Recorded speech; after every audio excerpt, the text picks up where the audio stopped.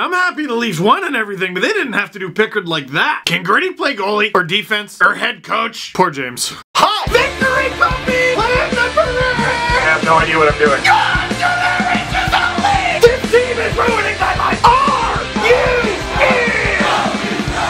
This LFR brought to you by Ridge Wallets. They're compact and indestructible. And just like the net last night, you can fit a surprising amount of stuff in there. Just slide the card 5-hole like so. You can fit more than 6 in this. I checked. Mine's blue. Interested in making the switch? Link down below. Victory puppies, boys! Iggy, there you go. And why'd you lose the hat? There you go. This is because you had to wear the hat. I'm sorry. And yeah, I just like watching you catch. Yo, wow. I don't even know if you know what? They lost 2 straight. Leafs win! 6-0! Leafs win 6-0 over the Philadelphia Flyers. I feel bad. You gotta start with the Flyers fans, don't you? Flyers fans, if I were you. That's it, huh? That's enough. Like 1 step forward, 1 step back. You had that big win against the Rangers, and then the next night you play the Leafs, who, by the way, before anyone makes this excuse, the Leafs played the night before too, and they lost. Well, it's goaltending, you know? We couldn't get a save. First of all, how is that any different from any other night? And second, Don Cherry got mad at the wrong thing. On the broadcast, he was screaming at the Flyers, oh, they're starting a Canadian kid on Hockey Night in Canada. It was very confusing. Ah, it's their fault. They started a Canadian on Hockey Night in Canada. What do they expect? Don, that's Carey Price. Dude, Garrett Sparks and Calvin Pickard were an amazing tandem in the American Hockey League last season, and they're both trying to find their footing, and now they're on different teams, and they're in the NHL. You know they had this circled on their calendar for a long time, and I'm willing to bet they wanted to face each other badly. Pickard's problems in this game were glaring. Dude, close the 5-hole. The Flyers defense was awful. People talk about the Leafs defense. Oh, it's so bad. It's so bad. Dude, it's below average, okay? That's bad. All four of the 4 goals that Pickard allowed on 7 shots, by the way, were the direct responsibility of his defenseman. They either got beaten clean or were nowhere to be found. So if I was making a video about the Flyers-Rangers game, I'd probably be like, you know what, Flyers fans, if I were you, I'd feel better. This could be like a turning point for your season. Nope! Get rid of all that. They gotta make a change. The Flyers right now look like Halo Reach and Carter Hart is Master Chief. And you're just fighting for the survival of this one glimmer of hope. And they know he's gonna be ready, and when he's ready, he's gonna be good, but he's just not ready yet. So they're just throwing goalie after goalie, human sacrifice after human sacrifice in the way, just so that Hart can make it to the Pillar of Autumn. Halo, it's a video game series, you see. Anyway, Google it! Look, in 12 games so far this season, Carter Hart is an 8.84 in the AHL. He's gonna be good, real good. You just gotta wait. Wait on him, that is. The Philadelphia Flyers themselves, they can't wait. They gotta do something. I watch the Flyers all the time. They're one of my favorite teams to watch on ice surfing, and this wasn't an anomaly. A lot of their games are like this. They allow a lot of goals, and they score a lot of goals. 3-goal leads, 4-goal leads, they're not safe on either end of the ice. But I just think the forward group the Flyers have is too good and a little bit too old for them to be sitting back and waiting. They have to take action. Maybe a goalie, maybe something on defense, maybe the coach, maybe all 3. That's how I would feel if I were you. But enough about the Flyers who wear orange, and let's talk about the man they call Mango. Andr3as? Yeah. Does anyone know why they call him Mango? Nobody knows what it means, but it's provocative. It's not provocative at all. Gets the people going. This goal is a hustle work of beauty. Flyers attacking, they turn it over to Travis Dermott. Dermott makes a clean pass to Igor Ozhiganov in the Leafs zone, and he's wide open. Before the puck is even on Ozhiganov's stick, Connor Brown's gone. Crossovers for Daisy, takes it and sends a pass through a stick to Andr3as. This should be absolutely no problem for the Flyers. They got 2 defenders back. One of whom I'm pretty sure was distracted by John Tavares, who, if you watch the replay, is actually going for a line change. And then it's Robert Hagg, I think. I don't know if he forgot Andr3as existed, or he didn't trust that his teammate would slow Connor Brown up through the neutral zone and he would have to take him. But Janssen's basically gone. Basically, not guaranteed. He's got to do a little something. Oh yeah! Oh no! I'm just kidding. Fake clapper and he's gone in on Pickard, who drops way too early. 5! Oh my goodness! Andr3as Janssen less than 5 minutes in, and the Leafs have the 1-0 lead. Oh, look at that face. Goals are oxygen. Hey, you want to see a good tweet? Mike Stevens, who covered the Toronto Marlies extensively last season, you bet your bottom dollar that former teammate Andr3as Janssen is well aware of how Calvin Pickard's biggest weakness is his 5-hole. Now, Mike knows his Marlies. He did an amazing job during their Calder Cup run, and he's not the only guy I've seen cover the Marlies and say this about Pickard. Also worth noting, he tweeted repeated that after the first goal. Not long after, Christian Folin at the point with the puck. And here's Yanni. What should I do with it? I don't think he's gonna shoot. Are there any Christmas presents I've forgotten to buy? I'm just gonna take it. Janssen blocks it. Giddy up! It's Janssen and Brown against two Flyers. Heck, for a second they're fighting each other off. It was Janssen versus Brown. Brown gives him a little nudge. Yanni pulls away, puts it 5-hole because that's where it goes. 1 Mango, 2 Mango. The Leafs are up 2-0 on the Flyers on just 3 shots. The Flyers are bad defensively in the offensive zone. And for the second straight goal, Pickard is beaten 5-hole. And for the second straight goal, I ask you, what did his defense do to help him? Like a minute later, Jake Gardiner on the odd man rush. If he has the puck and sees open space, he's gonna take it. Gardiner throws it in front. Pass is swatted away by the Flyers defender. Ha, I did my job. No! Right onto the stick of Marleau, who kind of loses it in his feet. But it made no difference because Pickard's like, I'll be right there.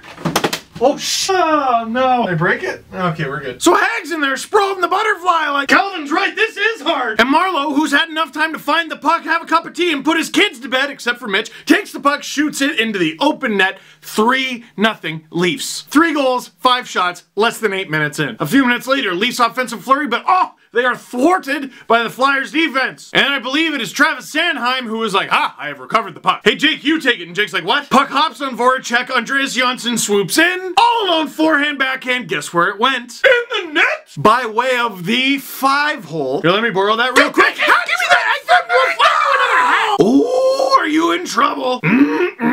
Because within a week or so, the Leafs are going to get Austin Matthews back. And in a week or so, you got to talk it into existence. The Leafs are going to get William Nylander back. But you knew that. Those are the evils the rest of the league knows. The big names, if you will, why you buy the tickets. But all season long, the Leafs have had a monster in waiting. But to start the season, the monster felt a little bad for himself sometimes. Oh gosh, I'm a healthy scratch. But do you understand the inevitability of Austin Matthews coming back? The inevitability of William Nylander coming back? But if Andreas Johnsson, Mango, turns into the Mango monster we know he can be, you will know my name is Mango when I lay my vengeance upon thee. Mango, hat-trick. Leafs, 4-0 lead on 7 shots. Stallers in, Pickard done. Buddy, I'm just sorry it had to be you. We appreciate the cup, but bud, they're working on another one. And it's not like the Flyers improved. Marleau gets a partial break, he's stopped. Tavares gets a full-on break, he's stopped. The Flyers defense continued to be garbage throughout the first period. The only difference was they got a couple saves. And in the second period, you know, I gotta give the Leafs some credit. The Leafs defense, Garrett Sparks had a couple decent chances against. And the Flyers, they're a hockey team. They get oxygen from goals. Don't let them breathe. Because if you do, they'll take the breath right out of your chest. And in this game, Sparks didn't look like a fish, he looked like Aquaman. Just over halfway through regulation, what the fresh hell is this? This is a screen cap from the highlight pack on Sportsnet's YouTube channel. What? Mitch Marner came in as the late trailer. There must have been some sort of weird line change because this is the 4th line, but it's Marner instead of Ennis. No one picked up Marner, that's why he was able to make a play to Levo so easily. 2 guys in front, uncontested! Levo to Marner to Levo, gone! Okay, he's really settled into his 4th line role, but that is why people think Levo could put up 20 if you give him the opportunity. He's got a shot, and Marner, that playmaking magic. 5-0 Leafs, and it's okay, Marner had mercy, right? No. He did not. And do you know why? The Mountain Dew was good. Flyers are on the attack. Riley stops at the Leafs blue line. Thank you. Stretch pass is just a little ahead of Marner, but he's still gonna get to it in the offensive zone. The Flyers are just resorting to video game defense to defend him. Press R1 and L1. He's toe dragging, he's shimmying, he hopped over Gudis like a Goomba. And John Tavares once again scoring the easiest goals of his career. And this one is not the Flyers defense being bad, it's the tandem of Marner and Tavares being sick. And there's Zach Hyman in front of the net. He's practically in the blue paint with 2 guys on him. Standing there like, listen, I want to get a rebound, but with these guys, there never is one. 6-0. Throw the damn towel. Sparks, they were flurrying there in the 3rd. The Leafs obviously let them back in at score effects. But luckily, they were able to help Garrett Sparks preserve the shutout. Goals are oxygen for so many goal scorers, Andreas Johnsson being one of them. The lack of goals is oxygen for Garrett Sparks, who, by the way, is sitting on a 924, rounded up, 925 save percentage, and a 4-1 record. Forget the coffee, my friends. The backup is good. And if you remember that shutout against the Oilers all those years ago, those painful years ago, Garrett Sparks is not done with the Toronto Maple Leafs. And shame on anyone who ever thought so. So, that was a great game, but we got some more stuff to talk about. Following up on last game, you remember Ryan Lacey, the Columbus Blue Jackets fan? Well, he sent me a video explaining his whole thing with meeting Kyle Dubas and what he said about William Nylander. Here's what Ryan had to say. Hi, my name is Ryan Lacey, and I was contacted by Steve Dangle to kind of clarify what happened between me and Kyle Dubas the other day. I was in Columbus, and we were getting autographs for the Toronto Maple Leafs. Saw Kyle Dubas walking outside the Hilton Hotel, so I asked him, I said, Mr. Dubas, can I get a picture with you? And he's like, yeah. So I got my picture taken with him. While as he was walking away, I asked him, I said, what, anything going on with the Nylander situation? What's going on with that? And he said, if you're here back by 5 o'clock, I'll have an update. Not exactly sure what he meant by that. Basically what I did then was I put it on Twitter, kind of just informing the Toronto Maple Leafs fan base that, hey, this is what Kyle Dubas said. From my understanding and personal belief, a resolve was close. I mean, Babcock had made statements before the game after speaking with Kyle Dubas. That's what he said, and I did know that the general manager